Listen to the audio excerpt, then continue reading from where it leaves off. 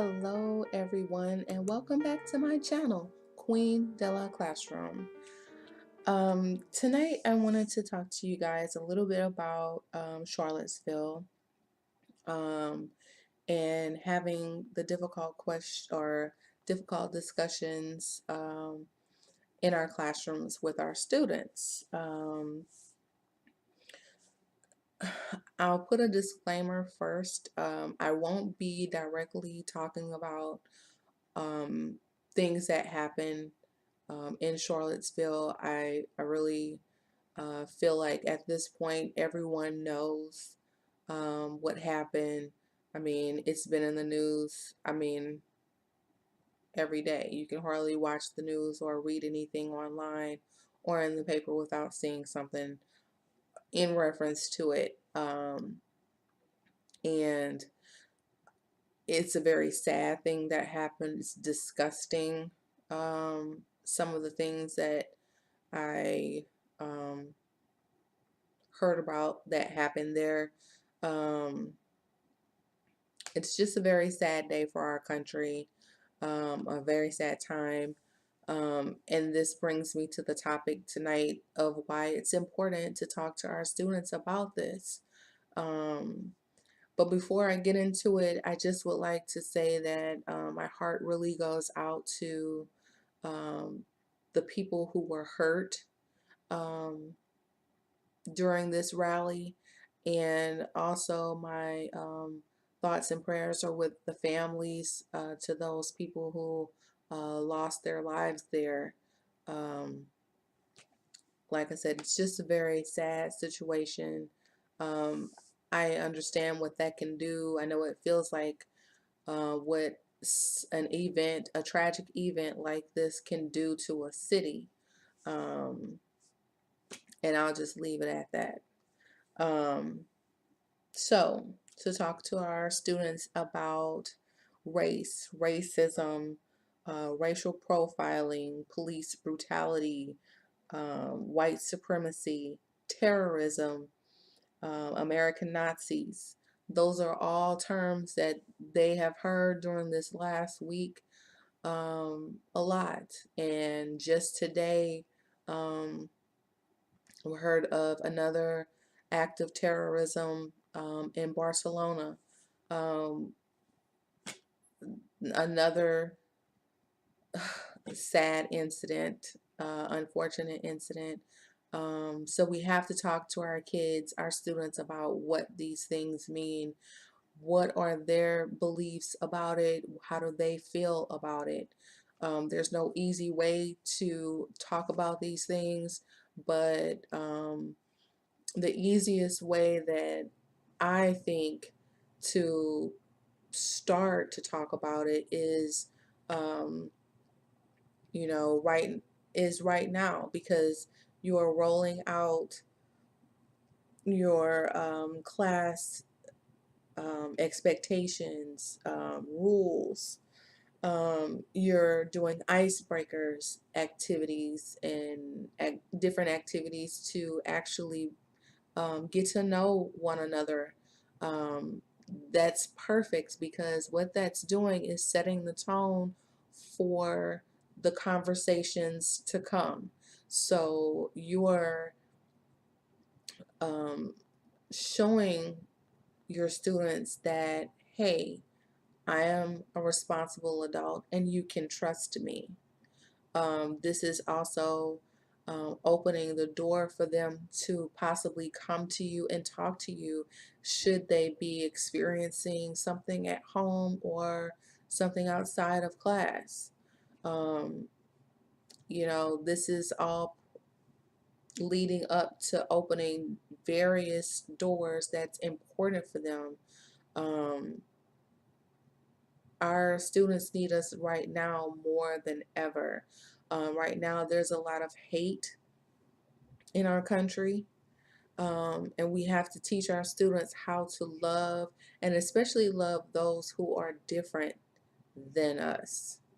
Um, that was one thing that I was taught by both my parents, my family, is to respect other people just like you would want them to respect you. I mean, I can remember, Sunday dinners, if we brought a friend over, our family was like, hey, you're a part of this gathering too. So if we have all to go plates, by all means, don't be shy, don't be bashful about fixing you a to go plate.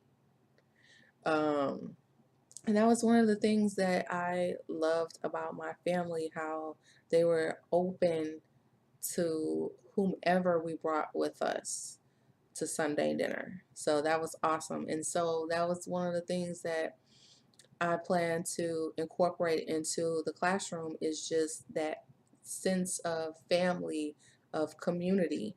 Um, it's a great feeling to be a part of something that's good, especially if you don't have that at home. You want that by any means necessary, and you don't want them to fall prey to someone with some type of malicious intent. So you want them to be able to form these family relationships, community type relationships in the classroom with their peers. Um, so a couple ways to introduce, and like I said, I would actually start this out like I would do a lesson. So it won't be as well, it doesn't have to be as specific or include as many things that we have to include in our lessons, daily lesson plans, but you can kind of use the structure as a template to keep you on task, to help guide you whenever you start to feel uncomfortable while talking about different topics. Um, so a couple of those different ways would be to maybe introduce the topic through a video or through a read aloud, um, or a journal prompt. So if you're using a read aloud or some type of text, try to use something that is a representation of those students in your school as a whole. Um, Include all of the races, all of the genders, all of the different religions, because you want to create a feeling of acceptance, of unity, no matter what their skin color is, no matter what their religion is, their gender, um, anything else that might be different from another student. You want to celebrate those differences um, as as much as you can. Um, if you choose to show a video, I strongly urge you to watch the video. Um, I had something that happened during the time when I was teaching my math class. We had advisory in the morning, and sometimes we had to talk with the students about different topics like bullying, and then other times we showed them a video about whatever topic it was. And this particular video was absolutely terrible. I mean, the kids were getting a great laugh from watching it. And I mean, it was a serious topic. So, by no means should there have been any type of laughter. But the acting was just bad in it. I mean, it was just bad. And so I would try to stay away from videos that's going to take away from the message, or pictures that's going to take away from your message or what you're trying to get them to learn from watching the video, because it doesn't take very much for them to get off track. So if you're doing that, just kind of watch it beforehand. Unfortunately, there was nothing I could do about it because I was a long-term teacher at that point, so I was just um, using what had been given to me. Um,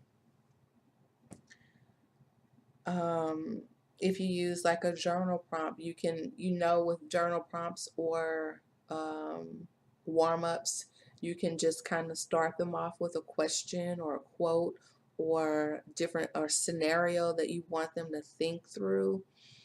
Or perhaps find a video that they can watch to where it's showing you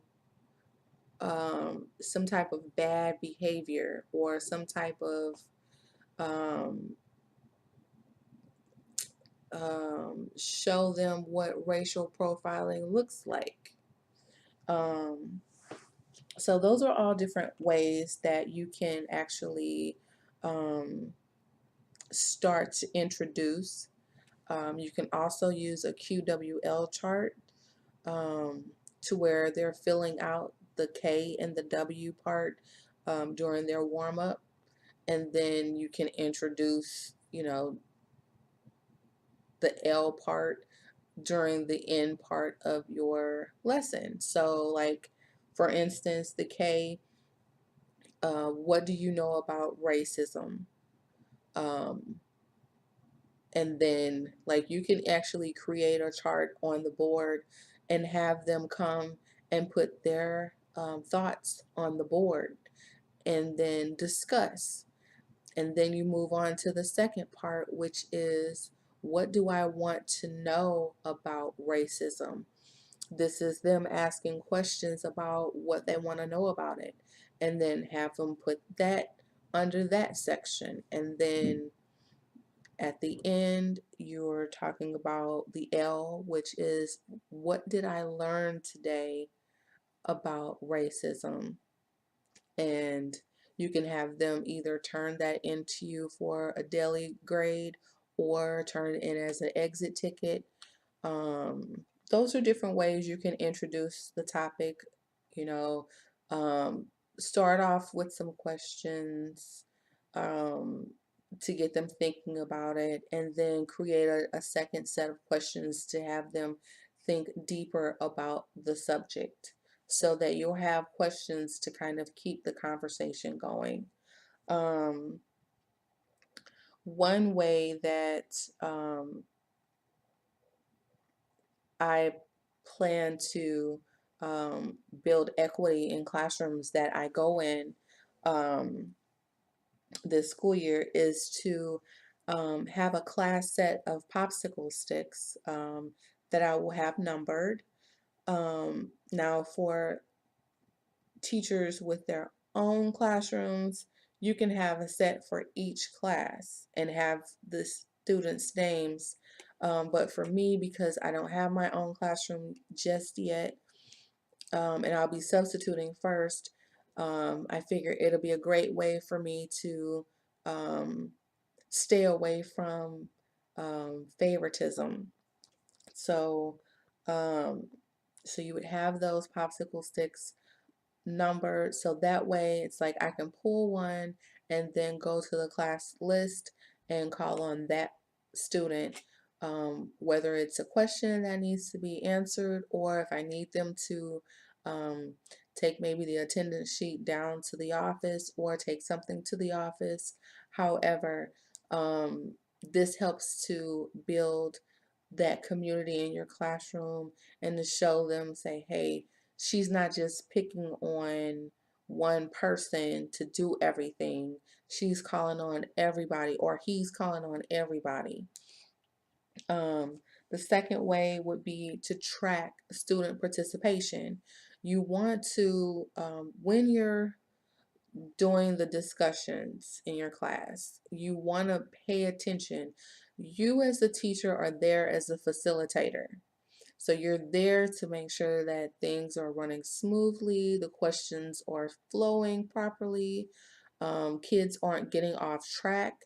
Um, as you are listening, pay attention to those students who are always participating or who are always answering the questions. or who are always contributing to the conversation. Also, pay attention to those students who um, don't have a lot to say during the conversations. Then also, you want to monitor those students who seem to have extreme beliefs when you're talking about one topic or another. You know, just notice the differences in how they react to talking about just your regular subject matter, or if you're talking about one of those hot topics like racism or police brutality, something like that. Um, Pay attention to those things because if they're too far extreme and they have a lot of myths or things that are not true, then you want to provide them with other viewpoints so that they get to learn that there's other ways of thinking about this, which will help them to change, perhaps change their viewpoint. And it'll be like a domino effect because if they change their viewpoint, they will share that with their friends and family, and perhaps you're changing a household. Um, and you're stopping those misconceptions from getting um, or from increasing, spreading. That's a better word, spreading. So that's another um, way to do that. Also, while you're listening to them, just make sure that um, try not to um, give too much of your personal thoughts because you want them to find their true voices. And you don't want them to say, well, oh, well, Miss So and so believes like this. So I should believe that too because she's a really cool person or he's a really cool person. So I should feel like this. You want them to have their own true beliefs and their voice. Um, you want them to use their own voice and not be swayed by something that you said or based on your opinions and your belief. So try to stay neutral. Um, so the third way is to use different ways of discussing different hot topics or subject matter. So for instance, talking circles, that's my favorite. Um, the kids really love to get in a circle and talk, openly talk about different topics. Um, what I would suggest is maybe have guidelines created and have them up on the smart board so that they can see them as you're talking about different things. Also, you can have an inner and an outer circle if you want them to talk with or like be facing the person that they're talking with. And then you can like rotate the circle. That's also a good way to do it. I've seen all of these different strategies um, in like the 7th and 8th grade classrooms, and the kids really like it. And they seem to open up about different things. I mean, they really were um, an open book. I'll say that. Another thing would be to do like a think, pair, share to where they're partnered up with someone. So you have them all think about something and then they share it with their, get into a pair and then share it with their partner.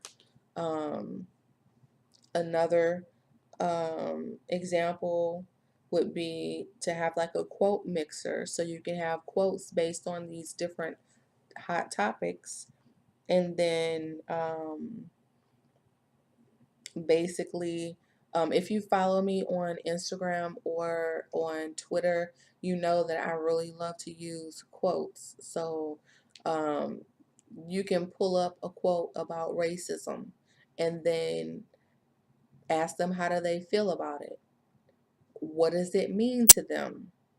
Why does it mean that to them? You know, it's just a lot of different ways you can ask them about their thoughts and their beliefs. And the last way is learning stations, whether you have them in small groups or in pairs, or you have them going into each station individually. That's a great way to possibly pose a scenario with a question at the end of it, and then they're working through um, each scenario at each station, and then after they've gone through each of the stations, you can have them to reflect upon what did they learn from going through those things. Were those actions given by the people talked about in that scenario, was it the right thing to do, or was it the wrong way to do it? You know, get their interpretations of different things. So that's just a couple different strategies that I just kind of sat and thought about the different things that I've actually seen um, and actually heard about from other teachers that work with students to get them to open up and share and talk about those different hard topics. And so I just wanted to share them with all of you, my teacher tribe. Um, and hopefully there is something in there that you could use this year for your students. Definitely do something to build equity in your classroom and in your school, because our students need it. Our students of color really need it right now, and all of our students need it, um, so that they can understand one another and understand what it's possibly like to be in the other person's shoes. So if you've made it to this end of video, I want to say thank you for watching, and I want to give a couple shout outs tonight. I want to shout out Detroit Teacher Life 20 years in the game. Um, she shouted me out on a couple of her videos, and I do appreciate that. I am still learning about YouTube, so you know, bear with me. Um, Also, Trisha teaches. She's a new teacher in her classroom this year. Um, Also, if you give a teacher a classroom, um, let's see, Smarty Styles, Real Rap with the Reynolds. Definitely check out their video collaboration from the other night. They did talk about race in the classroom as well. Um, and Miss May, One Fab Teacher. She also did a video last week about bucket filling and bucket dipping, which is a very good activity. Um, you can even do it with the upper grade level. Thank you for watching, and if you haven't already, like this video and subscribe to my channel, and I will talk with you next time.